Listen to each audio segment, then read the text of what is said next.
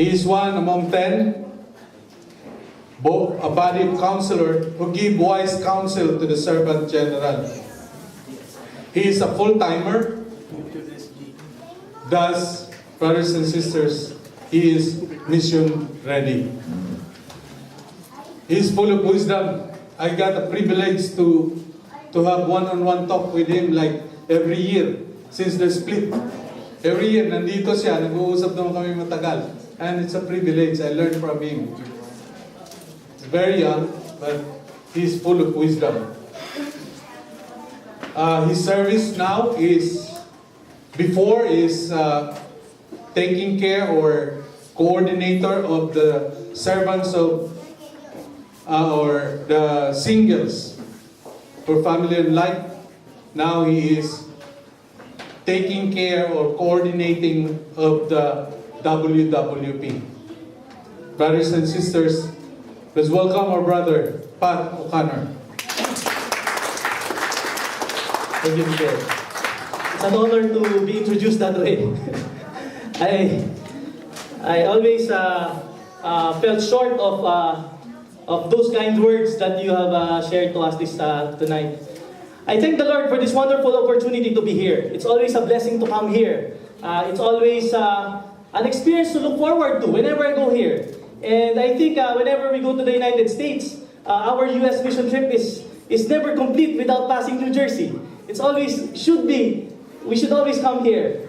And the past weeks and the past week and days that I'm here has been a wonderful experience.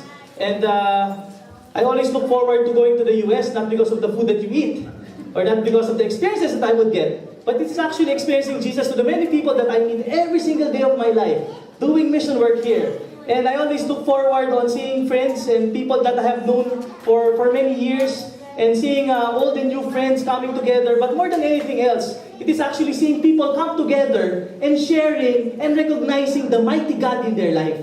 And tonight, it was like that.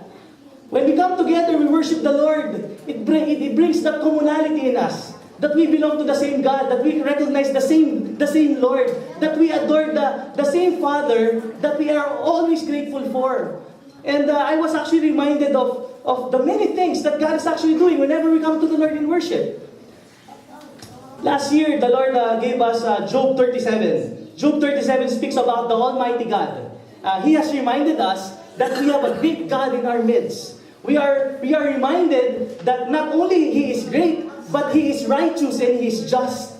And if there's one thing that will never change, that is the consistency of God in our life. That will never change. If there's one thing that would always be constant, that is the mighty presence of God in our life. That will never change. And I hope so that last year, the Lord gave you a great opportunity of realizing that there are so many things that God has done in our life. The way that the Lord has done so much in my life. When I entered community, I was 13 years old. Maybe a few years from now, those kids would be at that age. I was 13 years old when my parents brought me to community. And that was way back, 19 years ago. And life has never been the same. It was a life that is in total commitment to the Lord. And if there's one thing that I will be forever grateful for my parents, more than the education that they gave us, their children, it is actually the experience and the recognition and a life that is totally devoted to the Lord. My parents are both in CFC. And when I entered the youth ministry of our community, I never thought that I would be doing something like this. But every year is a revelation of that great plan that the Lord has prepared for me. And I remember in my youth camp, the Lord said to me that He will take care of me.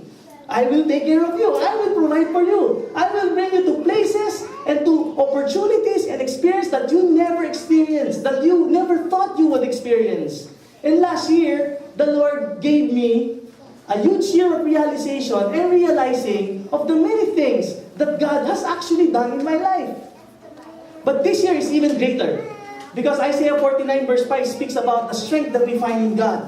That it is only in Him that we find strength.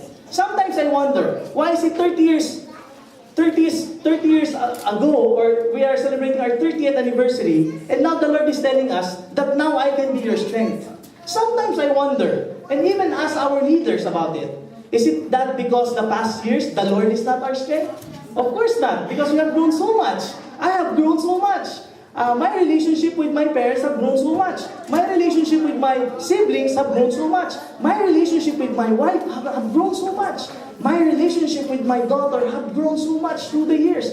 My relationship with friends, people like you, have grown so much through the years. And I find strength in every person that I meet in community. But now the Lord is telling us, Isaiah 49 verse 5, you find strength in me, that now I can be your strength. I wonder why. I wonder why the Lord somehow led us to a wonderful verse of reminding us that we have a great God where we can find our strength in Him. And of course, all throughout this year, the Lord would start to unfold how we can find strength in the Lord. I've been doing mission work for the last 12 years of my life. My degree in college is Bachelor in Science in Biology. I'm a biologist. My father is a doctor, and just like any other Filipino family, if your father is a doctor, most likely your children would like to be a doctor. If your mother is a teacher, most likely your kids would like to be a teacher. If your dad is an engineer, most likely your children wants to be an engineer. I don't know if that is a Filipino culture or that is just how the way it is. But as far as I'm concerned, since my dad is a doctor, I also dreamt of becoming a doctor. I also wanted to be a doctor. But of course, for two worldly reasons. First is I want to be rich. Secondly, I want to have a huge house. And at least 2 cars, because in the Philippines, we got color coding. If you cannot use your car on a Wednesday, at least you have another one to use. And I always put that in my heart that I want to be this kind of person. I want to be the person that everybody would respect. I want to earn the same privileges that I earned of having a father who is a doctor. And through the years, that dream changed. And one reason of that is because I was able to see life differently. I was able to see life beyond what I think is life. And I would forever be grateful for my parents because they were able to show me what that life is. And now the Lord is telling us, I can be your strength. I celebrated our 5th year wedding anniversary last January 21. And it brings so much meaning. Why? Because we were in Baguio. And during the CFC conference in Baguio, there was a time where there is a renewal of vows. And I was able to renew our vows in front of brothers and sisters. I remember during the 25th year of our community, I was the one who actually led people to worship. I was the one who received the torch from one of our senior leaders, I will not tell who passed on that torch, and I was able to receive it in behalf of the generation of the young, and telling everybody present in that place that we will bring this community from silver to gold. We will bring this community to where it should go. We will bring this community together with many families and many children to an evangelistic work that no one can think it is possible. We will bring this work to where it should be in accordance with the plan of God. And now we are celebrating our 30th. I was able to renew our wedding anniversary in front of so many people in community. And now we are given opportunity to actually serve in this capacity. Now maybe the Lord is up for something. And maybe the Lord is telling us, now you find strength in me. Now you recognize the many things that I am giving in your life. But I think, brothers and sisters, more than anything else, it is actually the privilege that we have to be entrusted. We are entrusted by God. As seniors in this community, not just because of the title, not just because of the people that you handle, but more than anything else, you are entrusted by the Lord. And together with that entrustment is the great privilege. Why? Because it could have been someone else. A couple of days ago, it was snowing. I arrived here, it's snowing. Where I arrived in Chicago, it's very cold. Of course, I like cold weather because in the Philippines, it's not cold. So at least 1 or 2 days, it's good. But I remember in Indiana, it was very cold. We passed by Pennsylvania, it was snowing. We reached New Jersey, it was snowing. A couple of days ago, it was snowing. And I caught myself going out in the street and actually playing. Just trying to have a feel of how it is to actually handle the snow. And of course, this is not the first time that I experienced snowing, but the experience is like the first time. And I was actually rejoicing and grateful of the Lord for such great privilege. Many people want to go here to experience the snow. But I come here every so often, and here I come this year experiencing so much snow. At least, I'm sure you have so much more because I've seen it in the television that you got a snowstorm here in New Jersey. I have seen cars that are embedded by snow and all of that. But the past days has been a great privilege to actually experience so much of the things that I don't really experience every single day of my life. But together with the gift of community is the great privilege of being entrusted. Tonight, that is what I want to share to all of you. The privilege of being entrusted. I want you to see the greater value of leadership that God has blessed us with. I want you to see the greater value of being spouse to your spouse. The greater value of being father to your children. I want you to realize and fully embrace and be grateful of the greater privilege of the entrusting that God has given in your life. And He's not yet over. He's not yet finished. So that after this assembly, we go out here, a different person, recognizing the great entrusting that God has gave us. Why? Because it could have been someone else. But the Lord gave it to us. Now, 4 things, brothers and sisters, that we should put in our hearts as we come to discuss and share about all of these things. First is, we need to appreciate and appreciate the privilege of being entrusted. Second is, to understand the reason why we have to value the calling of being entrusted.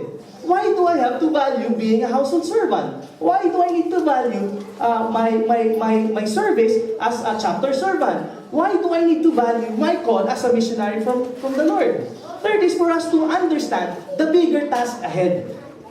I think that includes, including in leadership, is the bigger task that is always ahead. I think part of the privilege is spending a few more hours outside our houses to be with our people. I think part of the privilege is shedding a little of our time so that others would have better lives. They say missionaries leaves comfort behind so that others may live better lives. Every day I remind myself that I am a missionary and my design is to leave comfort behind so that others would live better lives.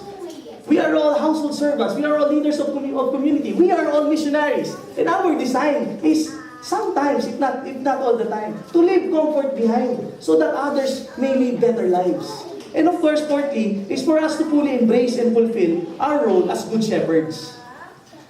This day's reading speaks so much of obedience. It's the Feast of the Annunciation. And Mary showed us what obedience is all about. Joseph showed us what embracing is all about. And this morning when I was praying in my bed, I was reflecting on the kind of obedience Mary has. But more than anything else, it's the kind of embracing that Joseph did. I was thinking, if I'm in that particular situation, would I do the same? If somebody told me that I am pregnant and the angel Gabriel appeared to me and I am pregnant, I don't know if I would fully embrace or even believe if that is true. But here you come, a simple ordinary woman and a simple ordinary man, embracing fully the gift and the privilege that the God the Father have entrusted on them. And maybe the Lord is trying to tell us something, because tonight we talk about the privilege of being entrusted. Because tonight we talk about embracing our role and in fulfilling our role in the kind of service that God has blessed us with. Now, let us now discover why this work we have been given is such a precious gift or a precious privilege. Why is it worth the sacrifice? Today as I speak, actually medyo half-hearted ako coming here in this particular mission. I started my deep prayer with the Lord during Ash Wednesday, and of course it continues up to now throughout the whole Lent. I've given up so much in fasting because I want to offer something deeper to the Lord. And coming here, I have listed a whole list of prayer petitions. So, the Lord, I would offer my 2 weeks to you. But I'm half-hearted because as I speak today, my only daughter is graduating in her nursery. Today. And sabi ko, Lord, this is something very special for any parent, I think. And I only have one daughter, and it would only be I think one time that I get to experience how it is to be a parent in the first ever graduation day of your child. And I'm missing it. And the past days, I would caught myself in tears before going to bed. And actually asking the Lord, why is it so hard? Why should it be like this? And I remember, last time, sabi ko, maybe family